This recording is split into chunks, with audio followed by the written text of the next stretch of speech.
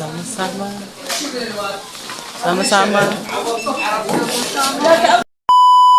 What's up mga kapalaboy? Ngayong araw na ito guys, samahan niyo kami pupunta dito sa Bawaser. Kung saan dito ay napakamura ang kanilang mga benta guys at makakapili kayo ng gusto nyo kahit ano pa ay charis.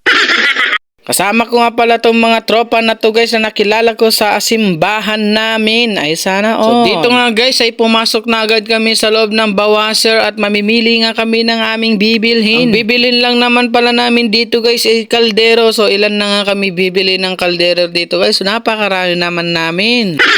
Dito nga guys ay tumitingin na muna ako ng mga item kung meron bang pwede at nababagay sa aking sarili. Ay sana all nababagay na lang. Sana all. Kumbaga sa relasyon guys, hahanapin mo yung para sa'yo. Ay charis, yung para sa'yo talaga. Uy, wag kang ganun.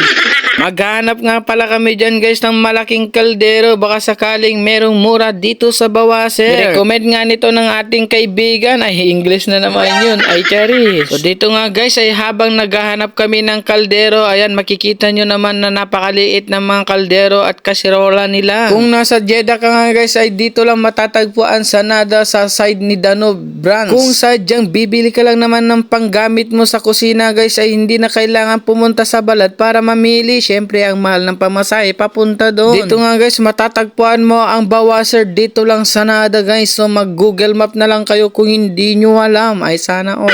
Habang hinihintay ko nga yung mga kasama ko dyan guys ay yan nag-video na naman ako guys para naman sa ganun may mai-vlog. Ay sana all. Hindi nga nakapili itong mga kasama ko guys dahil nga hindi nga sakto ang kaldero na hinahanap nila. Ay kasirola pala guys. Charis.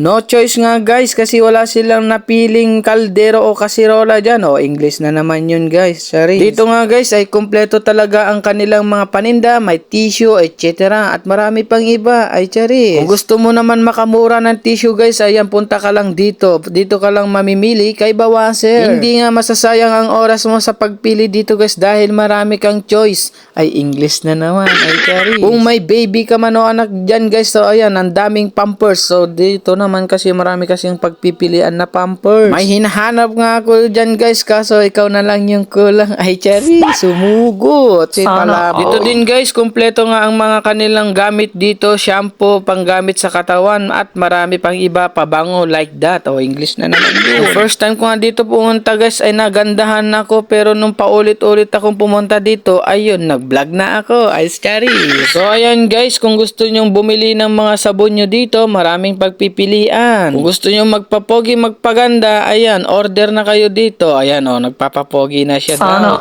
Siyempre, ang binibili yung sabon guys, pampapogi, kasi nga, pogi siya. Ay, sana all pogi na lang talaga. Nag-decide na nga kami dyan guys, na punta na lang kami sa kabilang store dahil wala nga silang napiling kaldero. Ay, kasirola pala.